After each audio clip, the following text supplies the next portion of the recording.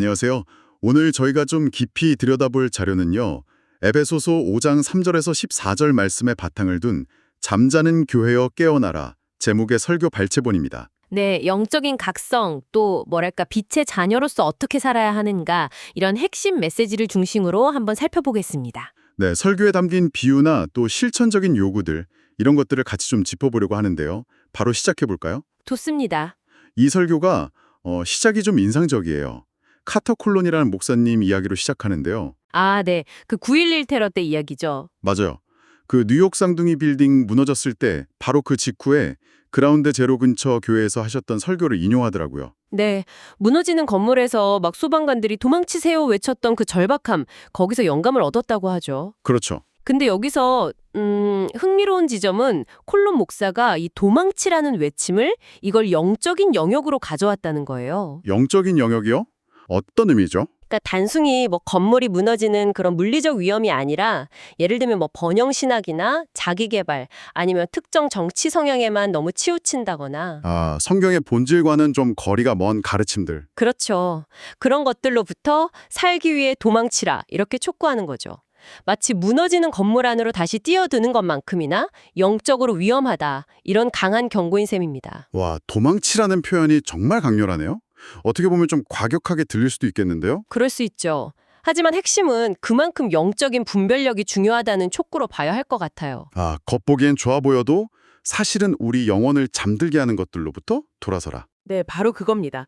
그리고 이게 이제 에베소서 5장의 메시지로 자연스럽게 연결되는 거죠. 네, 설교의 중심이 되는 에베소서 5장을 보면 거기서는 이제 음행, 더러움, 탐욕, 또 뭐 저속한 농담 같은 이런 어둠의 행실들을 구체적으로 딱 지적하잖아요. 맞습니다. 그러면서 잠자는 자여 깨어서 죽은 자들 가운데서 일어나라. 그리스도께서 너에게 비추이시리라. 이 구절로 영적인 잠에서 깨어나라고 아주 강하게 요구하죠. 네, 정말 강한 촉구인데요. 여기서 중요한 건 그냥 단순히 악을 피하는 그런 소극적인 태도를 넘어서야 한다는 점이에요. 아, 그냥 하지 마라가 전부가 아니군요. 네. 바울은 아예 빛의 자녀들처럼 행하라 이렇게 명확히 말하거든요. 그리고 그 빛의 열매가 뭐냐?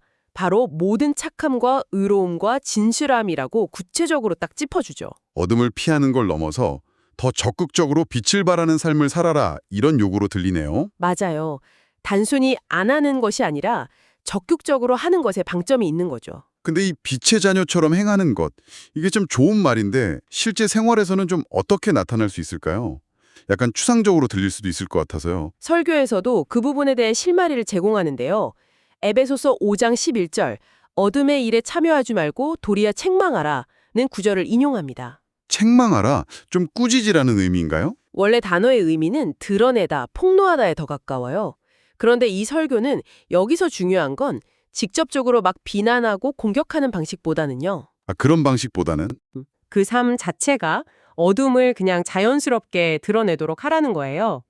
마태복음 말씀처럼 우리의 착한 행실이 빛이 돼서 주변을 비추게 하라는 거죠. 아하, 그러니까 막 대놓고 지적하고 비판하는 게 아니라 내 삶이 정직하고 선하면 그 자체로 주변의 부정이나 거짓이 드러나게 된다? 뭐 그런 의미로 볼 수 있겠네요. 네, 정확합니다. 말보다는 행동으로 보여주는 삶의 방식이죠. 이게 또 야고보서의 가르침과도 딱 통하는 부분이 있어요. 아, 야고보서요? 어떤 내용이죠? 그 행함이 없는 믿음은 그 자체가 죽은 것이라는 말씀 있잖아요. 네네, 있죠. 설교에서도 예를 들었듯이 뭐 어려움에 처한 사람에게 말로만 아유 평안하세요 잘 되길 바랍니다 이렇게 빌어주고 실제적인 도움은 전혀 안 주면 그게 무슨 소용이 있냐는 거죠. 마음으로 느끼는 연민이나 동정심이 실제 행동으로 이어져야 한다. 그렇죠. 설교에서 언급된 것처럼 뭐 산불 피해자 돕기 위해서 헌금을 전액 전달한다든지 하는 그런 구체적인 행동, 실질적인 도움으로 나타나야 한다는 겁니다. 이렇게 개인의 삶에서 빛을 드러내는 행동의 중요성을 강조하면서 설교가 잠시 한국 교회의 과거를 좀 돌아보기도 하더라고요. 으로 좀 권력과 가까워지면서 본래의 모습을 잃어갔다. 이런 성찰적인 언급이 나오죠. 그 부분은 그럼 이 설교의 핵심 메시지, 그러니까 행함 있는 믿음과 어떻게 연결해서 이해하면 좋을까요? 이렇게 볼 수 있을 것 같아요.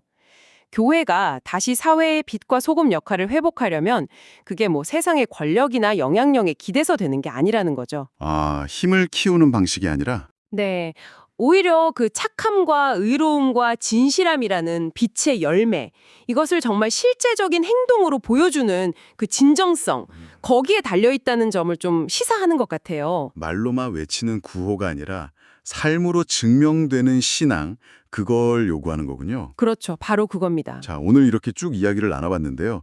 이 내용들이 지금 이걸 듣고 계신 당신에게는 어떤 의미로 다가오시나요? 네, 핵심은 결국 그냥 수동적인 신앙이나 뭐 의미 없는 말들, 이걸 넘어서라는 도전인 것 같습니다. 네, 삶 속에서 착함, 의로움, 진실함 이런 가치들을 실제로 살아내라는 거죠. 당신이 중요하다고 믿는 바로 그 가치를요. 맞습니다.